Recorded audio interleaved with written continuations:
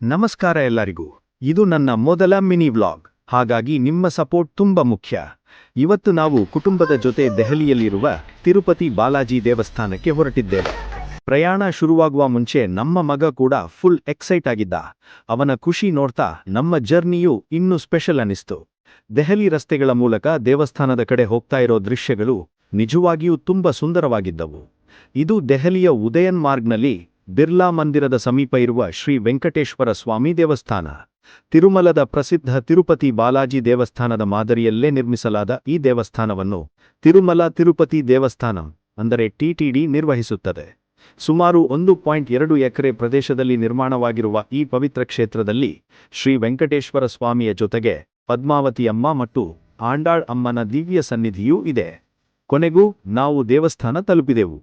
ದೇವಸ್ಥಾನದ ಗೋಪುರ, ಅಲ್ಲಿನ ಶಾಂತ ವಾತಾವರಣ ಮತ್ತು ಬಾಲಾಜಿ ಸ್ವಾಮಿಯ ದಿವ್ಯ ಅನುಭವ ಇವೆಲ್ಲವನ್ನು ನೋಡಿದಾಗ ಮನಸ್ಸಿಗೆ ಒಂದು ವಿಭಿನ್ನ ನೆಮ್ಮದಿ ಸಿಕ್ಕಿತು. ಇಲ್ಲಿ ಕೆಲವು ಕ್ಷಣಗಳನ್ನು ದೇವರ ದರ್ಶನ ಮಾಡಿ ಕುಟುಂಬದ ಜೊತೆ ಕಳೆಯುವುದು ನಿಜವಾಗಿಯೂ ತುಂಬಾ ಸಂತೋಷ ಕೊಟ್ಟಿತು. ಇದು ನನ್ನ ಮೊದಲ ಮಿನಿ ವ್ಲಾಗ್. ನಿಮಗೆ ಇಷ್ಟವಾದರೆ ಲೈಕ್ ಮಾಡಿ, ನಿಮ್ಮ ಅಭಿಪ್ರಾಯವನ್ನು ಕಾಮೆಂಟ್ನಲ್ಲಿ ತಿಳಿಸಿ. ಇನ್ನಷ್ಟು ಇಂತಹ ವ್ಲಾಗ್ಗಳಿಗೆ ಫಾಲೋ ಮಾಡೋದನ್ನ ಮರೆಯಬೇಡಿ.